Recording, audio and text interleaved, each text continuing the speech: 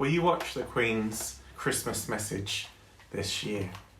Perhaps it is part of your family tradition to sit down at 3 p.m. full of turkey and Christmas pudding and watch her broadcast. Or perhaps with it being the year of trying out Zoom and WhatsApp video and lots of other technologies, you'll try listening to Her Majesty's message on Alexa. But many of us will give the Queen's Christmas message a miss. Though it'll only be on for 7 or 8 minutes, we'd rather spend those minutes doing or perhaps watching something else.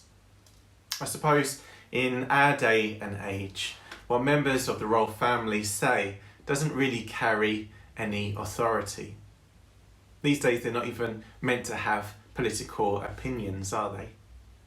And what they do, well, that just ends up being fodder for a future series of The Crown. And so for us to say that Jesus is a king may not stir us as much as some other names he is given. In fact, if you don't like all of the pomp and formality of royalty, you might just shun this status of Jesus and prefer to think of him simply as your brother or friend. But the beauty of our virtual Advent calendar is that it gives us a balanced view of who Jesus is and how we should approach him. And whilst, of course, he is a brother who journeys with us, and whilst he is a friend who we can confide in, he is also a king. I've never been inside Buckingham Palace or anywhere like that, and I've never met a member of the royal family. The only royal experience that I can think of is the time that Hannah and I went to Belgium and visited the Royal Palace of Brussels, as mere tourists, I might add. We were amazed by the rooms, the dining hall in particular. It was so big and there were so many paintings and there's just so much gold everywhere. I don't think I've ever been in a more ornate place.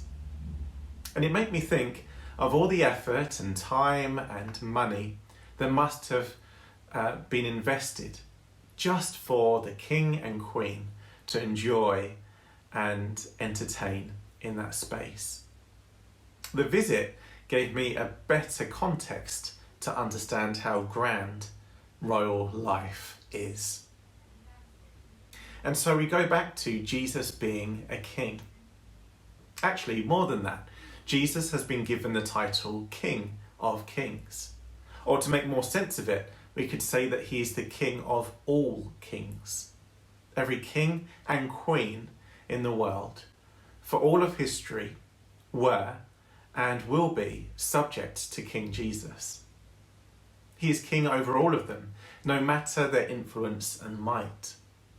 The prophet Isaiah even stated that the Lord brings princes to nothing. And we have a promise that one day every knee will bow to King Jesus. Henry VIII, Queen Victoria, Elizabeth II, and all of the other kings and queens, along with every other royal dynasty that has ever ruled, will do something which they would never ever dream of doing whilst on their thrones, and that is bowing to someone. But they will, when they, along with all of us, will be in the company of the King of Kings, the King of all kings and queens. Jesus is their King, and he is our King too, King of his kingdom, which is ever expanding and will be everlasting. Both the heavens and all the earth are his realm. He is sovereign over all. And so what should we do in response to all that is revealed? Well, we shouldn't be intimidated, but instead be mindful that we live under the rule of the King and appreciate that we, as his subjects, are to serve the King, who is also the servant king, and pursue the expansion of his kingdom. Life can be like a mountain ridge that we have to walk along. We can easily fall down one side, which is legalism, as we impose rules and judge ourselves and others by them. We can also easily fall down the other side, the side of license, where we do whatever the heck we want because we know that we can get away with it. Whichever side we tumble down, we will be heavily bruised in the process. But along the mountain ridge, there is the very narrow path of liberty, which, if we walk along, gives us the freedom to enjoy life in respect of the good and helpful guardrails that we have been given. Knowing Jesus as a friend is our guardrail to keep us from legalism and religion. Knowing Jesus as King is our guardrail to protect us from license.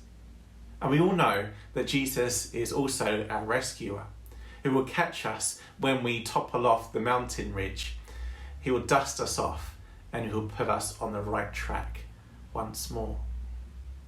Jesus, I thank you for the myriad of ways in which you display your meekness and your majesty to us. That you are as approachable as a best friend, but also sovereign as our King. Please help us to find a balance in our approach to you, for our liberty and for your honour, which you alone deserve.